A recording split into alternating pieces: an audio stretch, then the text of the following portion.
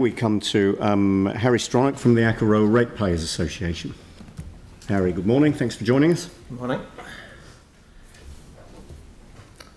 This morning I'm going to talk about strategic planning, the glue that sort of holds everything together. Now I see in the revised annual plan that expenditure on the Akaroa Wharf has been put out for a year or maybe more. I think that's a good move. We can make do with the existing wharf for a little while longer. But more importantly, a pause here will allow for a more widespread and inclusive planning process. A new wharf's a big ticket item. It's a focal point in the town. It needs to be really well thought out, and I wouldn't be surprised if it takes 3 or 4 years to get complete community buy-in to what is going to be done with that. But you're planning for 100 years out, that's okay.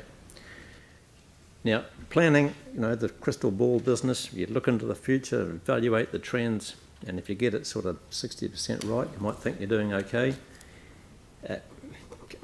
Earthquakes come along, COVID-19, and then you find that it wasn't that good a plan. I don't think New Zealand is inherently very good at planning. There's historical reasons for that. We need to do better, we can do better, and we need to put more planning power and responsibility into the hands of local communities. There's been all sorts of previous plans and studies. The Akaroa Harbour Basin Settlement Study was a good read. That was back in 2009. Currently there's talk of a destination management plan, there's talk of a town plan. It's not that there's a lack of effort, and some of the output has been good. But planning for our area has not been a coherent process. It has lacked follow through, and there is no master plan that brings it all together.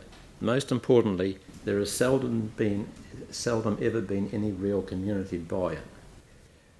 What we see in Akaroa are council staff turning up to investigate a problem. They work on solutions, they come up with a plan, sometimes they persevere through to implementation. They might be doing roads, wastewater, freshwater, safety issues, rubbish. They drive out from the city, spend some time in Akaroa and go away again. They bring with them experience of ideas and solutions that might have worked well here in the city. It's a natural step to try and apply those solutions in Akaroa. But Akaroa and the wider peninsula, it's not Herne Hay and it's not New Brighton, it's different. Coming up with preferred solutions, which council staff like to do, based on experience elsewhere and trying to impose them on a community is not the way forward. It doesn't bring about community well-being, it undermines community well-being. Underlying strategic planning, there are assumptions about growth. There's an Akaroa wastewater project that's going to be on your desk for a decision later on this year. It's a $50 million plus deal, The underlying growth model, the CCC model, assumes that over the next 30 years there will be less than 15% population growth in Akaroa. Now, is that really realistic? Demographics have been changing in the last few years, driven by better communications, and now it's all been kicked along by COVID-19. It seems clear that various forms of working from home are going to become more commonplace. I don't know what that means for your plans in the central city, but I'm pretty sure I know what it means for Akaroa. The house occupancy rate is likely to steadily increase. People want to live in desirable locations like Akaroa, and there's enough people who can afford to do so that will make that happen. In recent years, the Akaroa house occupancy rate has only been 40%. 60% of the properties sit there empty most of the time. Your planning rules can constrain the footprint of the town and so on, but you can't actually stop people living in houses that they already own.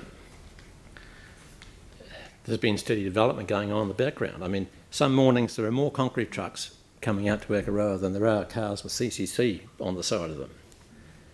The batches are being upgraded to holiday houses, and a bit later on they will transition to permanent homes.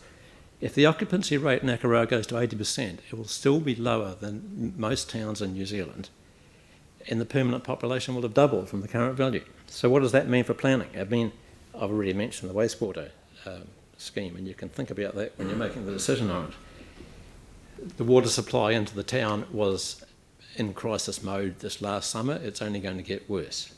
The other big issue is roading, access to the town, parking. What do we do about the buses?